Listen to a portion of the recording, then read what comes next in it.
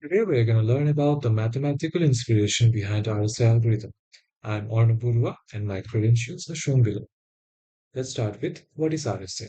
RSA is a publicly cryptographic algorithm. It was developed by Rivest, Shamir, and Adelman. It is primarily used for secure communication.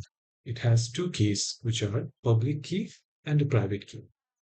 Anyone can encrypt, but only you can decrypt. That's the core message. Moving on, prime number factorization. Every number has a unique prime factorization. For example, 3233 is a multiple of 61 and 53, which are prime numbers. The key observations are multiplication is very easy, but factorization is very hard. For example, 61 and 53 are easily multiplied, but deriving 61 and 53 from that number is very hard for us. Now, how is this useful for us? For small numbers, it's very easy to decrypt, but for larger numbers which have hundreds of digits, it's extremely difficult. No efficient algorithm exists for fast factorization. The public key here is an open lock, but the private key is a secret key to unlock. Anyone can lock a message, but only the owner can unlock it. Let's start with our RSA setup.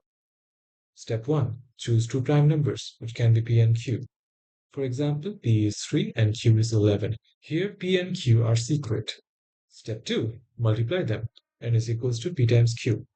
In our example, N is 33. This N is public. Here, factorizing N is very hard. There are some conditions for RSA, which are Euler's Totient function. It is shown here.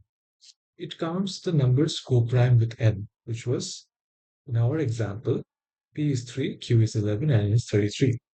Here, the Totient function is 20. The other conditions for RSA are public key condition, which uses an algorithm as shown here. The e must be a co-prime with the Totient coefficient. The public key are e and n, which have already been shown here. In our example, the public key is 3 and 33. The private key relation is this formula, which has been shown here. The private key is considered as D and N. In our example, we consider the private key as 7 and 33.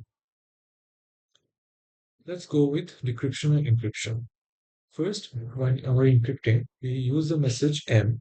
We consider the value 2. Then we use the public key EN. And the public key in our case is 3 and 33. The formula shown here is used for encrypting messages, which gives us the value of C is equals to 8. Then we transmit this number to another user who is going to decrypt this message. In the decrypting app, they use the private key DNN, which is kept secret. So the private key in our case is 7 and 33. The formula shown here is used to decrypt the message, which yields a value of M equals to 22. Here you can see that both the incoming and outgoing messages are the same, which gives us the original message. So in summary, prime numbers are the building blocks. Multiplication is easy, but factorization is hard. This asymmetry creates security, and precisely this security is used for encryption in RSA. Thank you for your time. Hope you learned something today. Cheerio.